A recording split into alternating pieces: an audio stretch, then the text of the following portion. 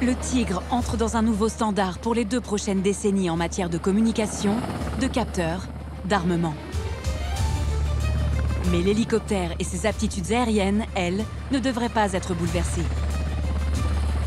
Il est d'une puissance et d'une brutalité sans commune mesure avec les autres aéronefs.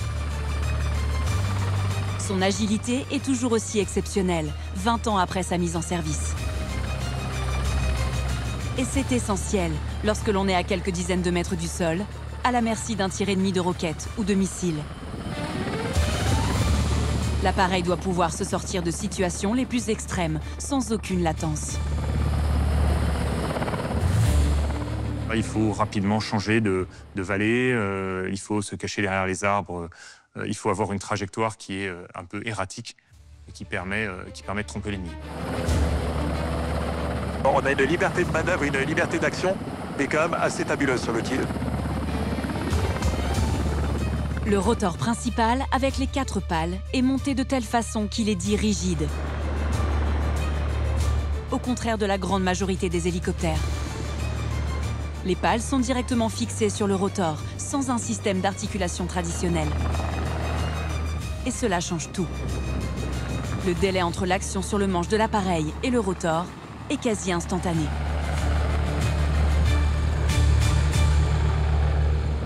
La moindre action sur les commandes provoque une réaction immédiate, mais en même temps extrêmement précise, et donc ce qui le rend aussi très agréable à piloter. C'est une sensation de maniabilité absolument extraordinaire. On a l'impression qu'on peut tout faire avec. Ce rotor est un bijou de technologie, avec des centaines de pièces à la précision millimétrique. Le Tigre est ainsi prêt pour évoluer à des vitesses affolantes au ras du sol. On vole extrêmement vite, autour de 270 km/h. Donc c'est quelque chose qui demande énormément d'entraînement. Il y a une nervosité, mais en même temps une précision dans les commandes qui est absolue.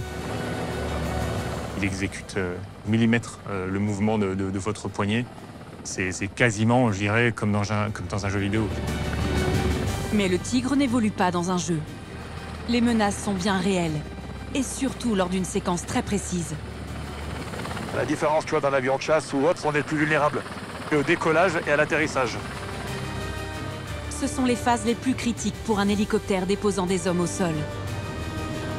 Il n'est pas question de rester statique très longtemps, sous peine d'être enclenché par un tir ennemi.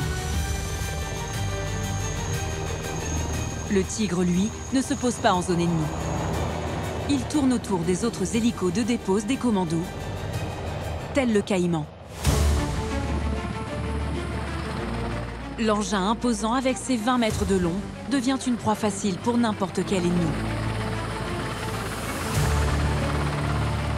Le Tigre fait alors office de garde du corps durant cette opération très risquée.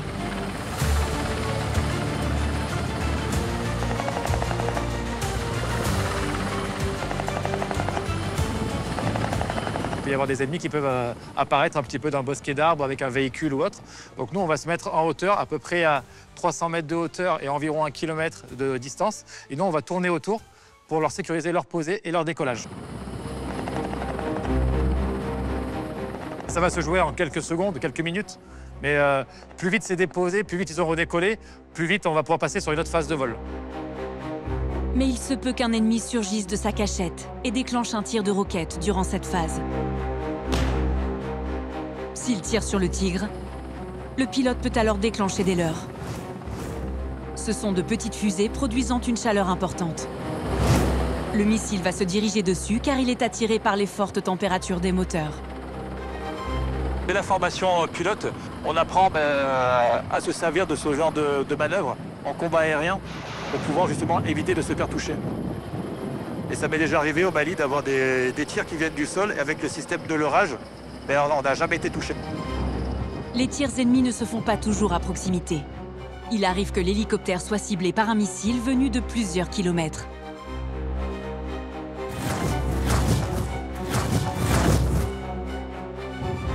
Il peut être guidé non pas par la chaleur de l'appareil, mais par son empreinte magnétique.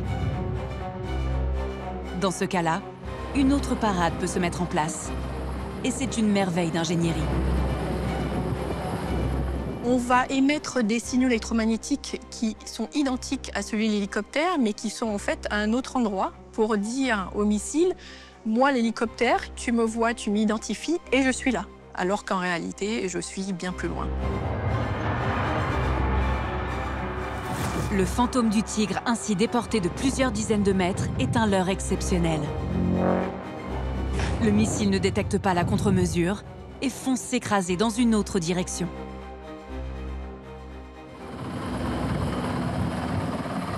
Il y a également la capacité d'envoyer des charges de brouillage pour brouiller les radars ennemis et les empêcher de nous voir.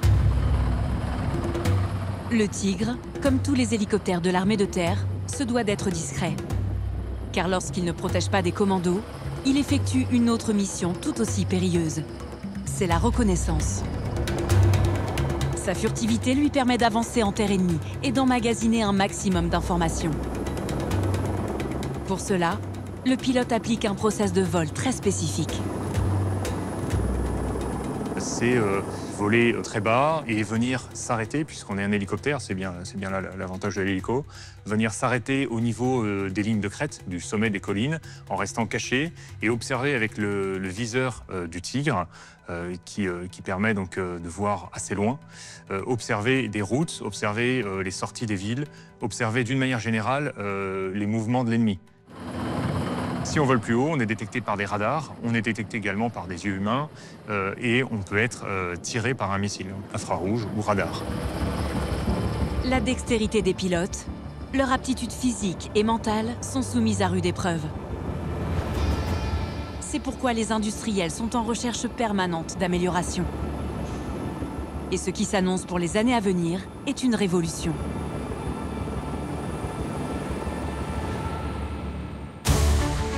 L'un des grands changements dans les prochaines années, c'est la métamorphose du cockpit. Avec l'arrivée des écrans tactiles. Pointer, zoomer, récolter des dizaines de données supplémentaires ou laisser le calculateur faire une synthèse de l'environnement pour ne pas être parasité par trop d'informations. C'est un bouleversement qui s'annonce dans les cockpits. Ici, à Thalès, près de Bordeaux, le futur est en marche, avec un simulateur des prochains écrans d'hélicoptères de combat. Vous voyez qu'on est entouré par des montagnes, et pour sortir de la vallée, ce qu'on va faire, c'est qu'on va créer un plan de vol. Donc créer un plan de vol, c'est très simple avec la suite FlightX.